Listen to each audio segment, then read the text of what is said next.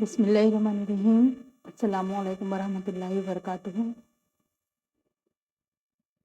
Maths 1 सबक number 3 हिसाबी तसाउल arithmetic progression. इस पर एक तजुर्बा नंबर 7 आपकी प्रैक्टिकल बुक में है। इसका मकसद है दिए गए पहले रुकन और मुश्तरक फ़र्क की बिना पर हिसाबी तसाउल AP यानी अरिथमेटिक प्रोग्रेशन हासिल करना। आपको पहला रुकन और मुश्तरक फ़र्क ये दो चीज़ दी गई। पहला रुकन जिसको हम जाहिर करते हैं A से और मुश्तरक फ़र्क जिसको हम जाहिर करते हैं D से, तो आपको इसके कार्ड्स मिलेंगे। ज़रूरी अशिया में आपको क्या लिखना है? A और D के कार्ड। A यानी पहला रुकन और D यानी मुश्तरक फ़र्क, इसके कार्ड। तो आपको देखिए ये कार्ड में से A के कार्ड हैं और ये D के कार्ड हैं। तो ये कार्ड बहुत सारे होंगे, तो उसमें से आपको यहाँ पर सीरियल नंबर जितना दिया है 5, तो 5 कार्ड सेलेक्ट करना है। तो ज़रूरी अशिया में हम क्या लिखेंगे?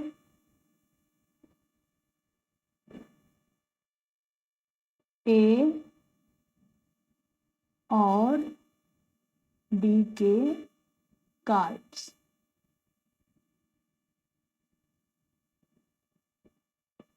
शक्ल में जो आप कार्ड इस्तेमाल करेंगे, जिन 5 कार्ड को आप निकालेंगे, A के 5 कार्ड और D के 5 कार्ड, तो शक्ल में उसको अटैच कर देना है, स्टेपल कर देना है उसको। अब यहाँ पर मुशाहिदे की जदवल है, जो आपके पास में 5 कार्ड है उसमें से आप यहाँ पर A और D की कीमत लिखते हैं।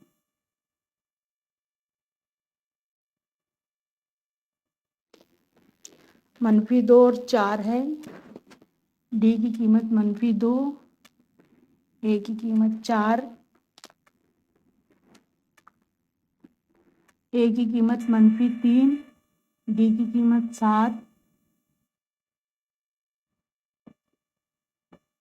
A की कीमत 5 और D की कीमत 2। A की कीमत जज़र 3, D की कीमत 8, A की कीमत 1/2 और D की कीमत 4।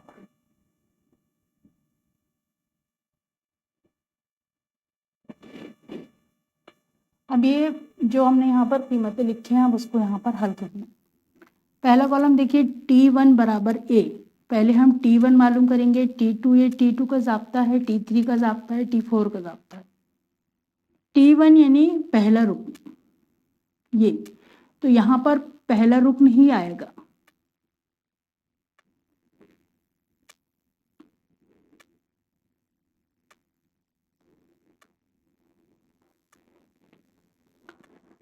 T2 का ज़ाब्ता क्या है? T1 जमा D।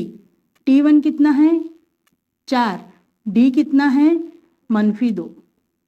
4 जमा -2 बराबर 4 और 2, ये दोनों में अलामत अलग अलग है, तो 4 और 2 का फ़र्क लेंगे बड़ी अदद के सामने की अलामत। तो बड़ी अदद के सामने प्लस है तो यहाँ प्लस आएगा। ये है T2। T3 में T2 प्लस D करना है। T2 है 2 प्लस D कितना है? -2। 2 + 2 -2 है, तो यहाँ पर ये आएगा आंसर C पर। यहाँ पर देखिए T3 कितना है? 0, ये T3 प्लस D कितना है? -2। 0 + -2, तो आंसर कितना आया? -2। T1 T2 T3 T4, यह है T1।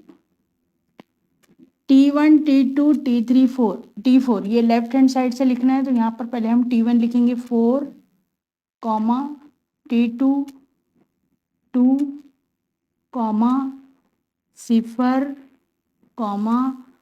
-2, dash dash dash. ये आपका पहला हल हुआ, पहला हिसाबी तसाउद हमने हासिल किए, जबकि ए की कीमत 4 और डी की कीमत -2 है। अब ए की कीमत -3 है और डी की कीमत 7 है। T1 -3 आया, T2 में T1 -3 + 7, अलामत मुख्तलिफ है, 7 और 3 का फ़र्क 4, बड़ी अदद के सामने की अलामत ये है T2। T3 में T2 लेना है, यानी 4 + D कितना है 7। यहाँ पर अलामत यकसा है, 7 और 3 10 और 1 11। यहाँ पर 11 जमा D की कीमत है 7, 11 और 7 18, -3 4 11 18।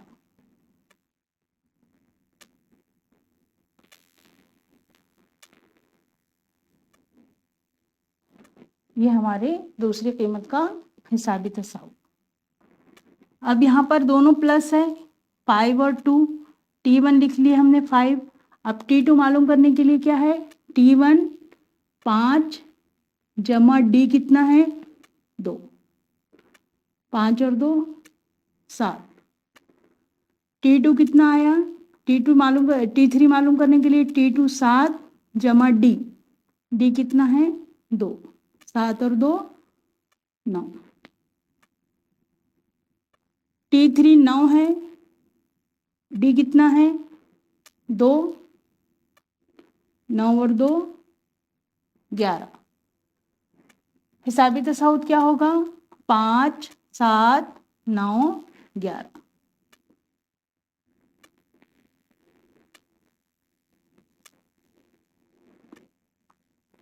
चौथी कीमत है जज़र 3 और 8। ए है जज़र 3 T1, T2 क्या होगा, जज़र 3 जमा D 8। अब जज़र 3 को हम हल नहीं कर सकते, तो ये हमारी कीमत है T2 की। T3 में क्या रहेगा, T3 में देखिए T2 जमा D। T2 कितना है, जज़र 3 जमा 8, ये T2 है, प्लस D कितना है 8। ये 8 और 8 को हम जमा कर सकते हैं, तो ये हुआ जज़र 3 जमा 16। तो यहाँ पर देखिए हम ये जो जज़र 3 जमा 8 है, तो इसको हम 8 जमा जज़र 3 लिखेंगे। जज़र 3 वाले को उधर कर देते हैं बाद में। यहाँ पर जज़र 3 जमा 16 है, तो हम यहाँ लिखेंगे 16 जमा जज़र 3। अब T4 क्या है,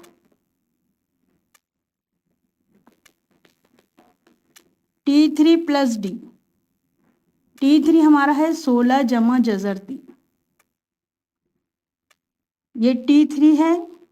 D कितना है 8, 16 और 8 को जमा करें 24 जमा जज़र 3।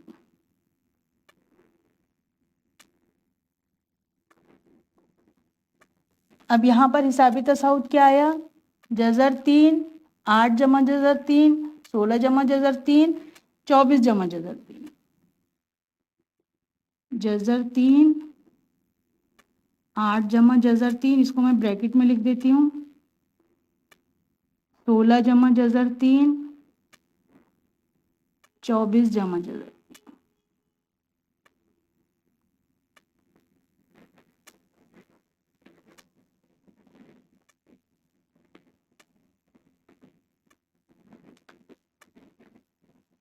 ए है T1 1/2। T2 में क्या रहेगा, 4 जमा पहले 1/2 जमा 4।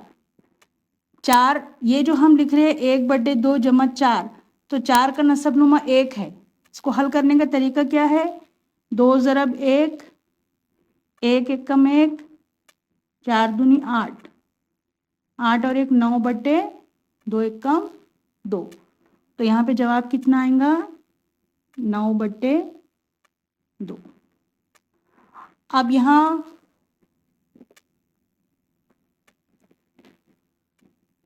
T2 है 9/2 जमा D है 4। फिर इसको हल करेंगे 9/2 जमा 4 को, 4/1 है, नीचे 2 एकम 2, 9 एकम 9, 4 दूनी 8, 17/2।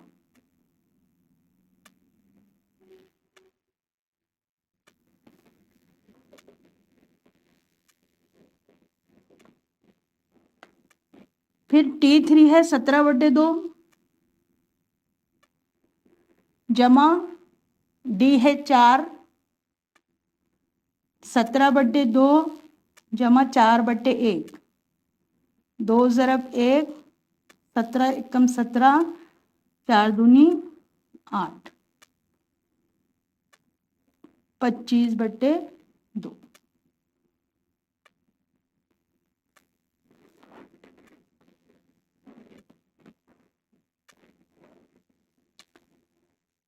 तो यहाँ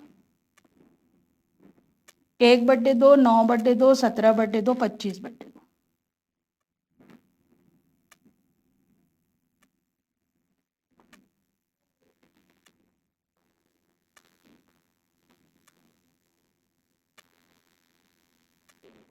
डैश डैश, ये हमारा हिसाबी तसाउल। अब आप ये भी हो सकता है, आप अगर प्रैक्टिस करना चाहें तो ए और डी की कीमत को इंटरचेंज कर दीजिए, जज़र 3 को इधर और 1/2 को इधर लेकर देखिए कि ये सवाल हल होता है या नहीं। तो यहाँ पर मैं आपको हल करके बता रही हूँ, यहाँ हमारा ये तैयार है। अगर थोड़ा सा फर्क आए तो अगर हमने ए बराबर लिए 8 और डी बराबर लिए जज़र 3, ए कितना है? T1 क्या हुआ? T1 हुआ 8, T2 T1 जमा D, तो ये T2 आया 8 जमा जज़र 3, T3 8 जमा जज़र 3 जमा जज़र 3। अब ये जज़र 3 2 मरतबा है, तो हम इसको लिखेंगे 8 जमा 2 जज़र 3। तो हमारा T3 क्या आया? 8 जमा 2 जज़र 3। अब ये T3 है 8 जमा 2 जज़र 3, T4 8 जमा 2 जज़र 3 जमा जज़र 3। इसको इसके सामने जो है 2 और 1 इसको जमा करेंगे, 8 3 जज़र 3, तो हमारा T4 आया 8 जमा 3 जज़र 3। जज़र के तो जो हमारा हिसाबी तसाउल तैयार हुआ वो है T1 8, T2 8 जमा जज़र 3, T3 8 जमा 2 जज़र 3 और T4 8 जमा 3 जज़र 3। तो इसको इस तरह से आप हल कर सकते हैं। इसको आप चाहें तो ब्रैकेट में लिख लीजिए।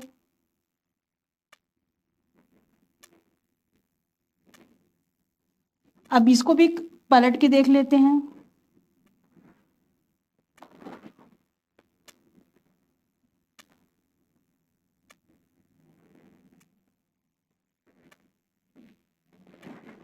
अगर a बराबर 4 और d बराबर 1/2 हो तो T1 क्या होगा?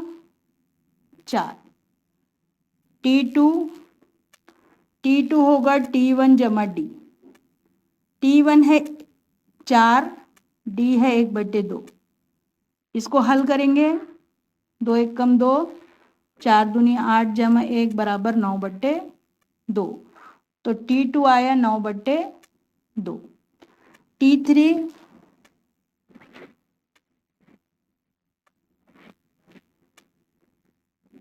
T3 बराबर होगा T2 जमा D।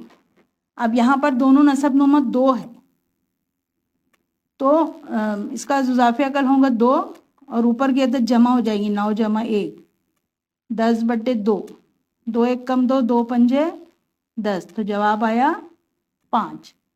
तो T3 आपका आया 5। T4 देखिए, T4 बराबर है T1 जमा D, सॉरी T3 जमा D। T3 है 5 और D है 1/2। इसका नसबनुमा कुछ नहीं, 1 है, 2 1 कम 2, 2 पंजे 10 जमा 1 1 कम 1 11, 11/2, तो T4 आया 11/2।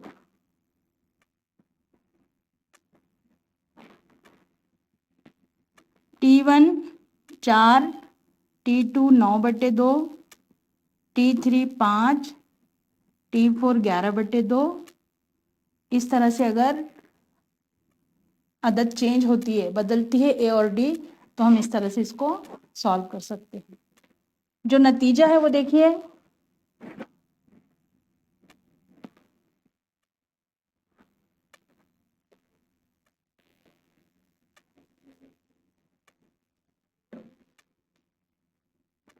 मकसद क्या है, दिए गए पहले रुकन और मुश्तरक फ़र्क की बिना पर हिसाबी तसाउद हासिल करना। तो हमारा नतीजा यही होगा, पहले रुकन ए और मुश्तरक फ़र्क डी की बिना पर हिसाबी तसाउद ए पी हासिल हुआ। ये है ना, 1 2 3 4 5 अरिथमेटिक प्रोग्रेशन हमने हासिल की। तो ये आपका है तजुर्बा नंबर 7। तो जो कार्ड्स है वो कार्ड्स को ये शक्ल जहाँ लिखेंगे, ज़रूरी अशिया के नीचे आप लिखेंगे शक्ल और वहाँ पर इसको अटैच कर देंगे, या फिर कहीं भी बाजू में इस तरह से लिख कर भी आप अटैच कर सकते हैं।